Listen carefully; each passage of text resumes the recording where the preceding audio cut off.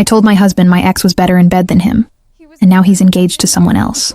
It started as a simple comment, a passing remark that I thought would never matter. But sometimes, words don't just fall out of our mouths by accident. They hit like a storm, and when the dust settles, you realize you've destroyed everything.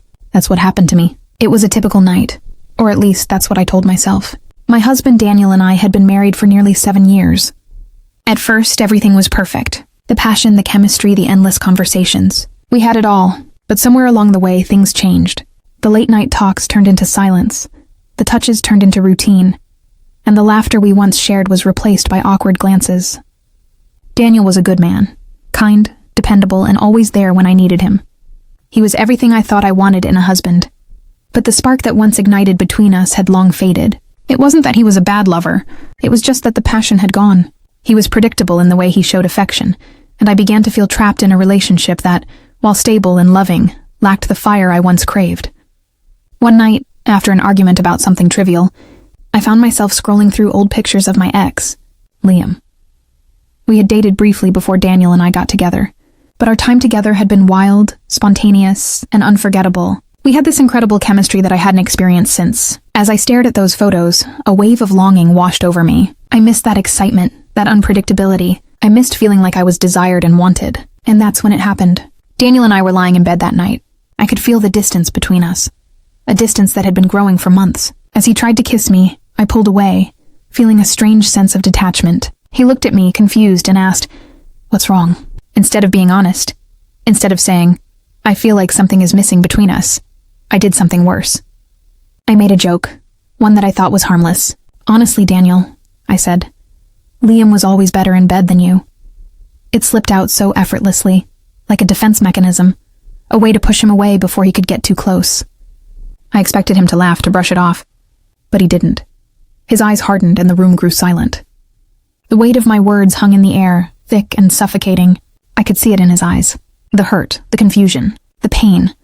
And that's when I realized how deeply I had wounded him. But instead of apologizing, instead of taking back my words, I doubled down. I laughed it off, trying to make it seem like I didn't mean it. But I did. Deep down, I knew I had meant it. That night, Daniel didn't sleep in our bed. He went to the couch, and we didn't talk about it the next morning. He didn't mention it at all, but I could feel the shift. He stopped trying to hold my hand. He didn't ask how my day was anymore. The distance I had felt before was now a chasm. We were two strangers living under the same roof, too proud to admit that the love we once had was gone. Weeks passed, and I tried to go back to the way things were. But it was like trying to rebuild something that was already broken.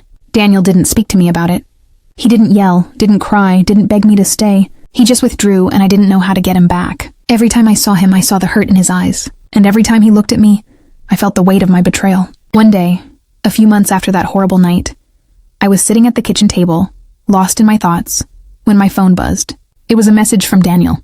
I opened it, expecting something casual, maybe an update on his work. But what I saw made my heart stop. He had sent me a photo of him and another woman, standing together in front of a beautiful view. Her arm was draped around his waist, and they were both smiling. The kind of smile you only see when someone is completely in love. The message read, "I'm getting married and I hope you can be happy for me." The words hit me like a slap. I had spent months trying to ignore the growing distance between us, hoping it would fix itself. I had pushed him away with my words, and now he was moving on, without me. I sat there for a moment, staring at the photo, feeling the sting of jealousy, of regret, of self-loathing. I had pushed him away, and now he was happy with someone else. Someone who could give him the love and affection that I had failed to.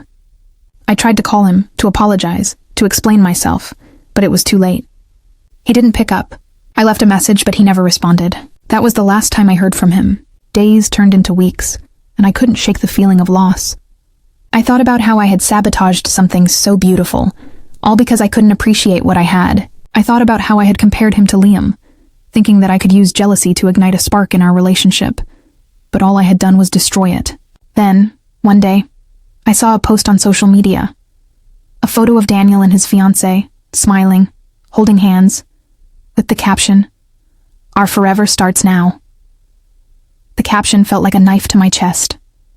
He had moved on, and he was happy without me. The man I had loved, the man I had taken for granted, was now building a future with someone else. I tried to ignore the ache in my chest, but it was there, gnawing at me every day. I had lost him, and for good.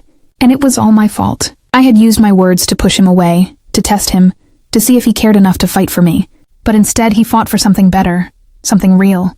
I realized then that love isn't about testing someone's limits. It's not about comparing them to the past, to the exes who once made you feel alive. Love is about appreciating the person you have in front of you, the one who stays when things get tough, the one who loves you without reservation.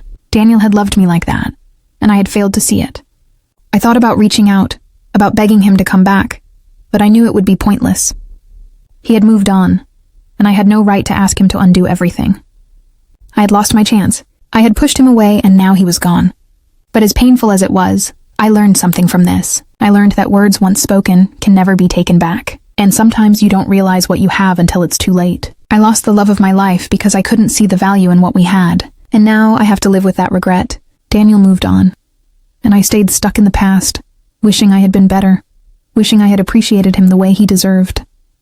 But I couldn't change the past. All I could do was learn from it, and that perhaps was the hardest lesson of all. Now, every time I see him with her, every time I see their pictures, I feel that pang of regret.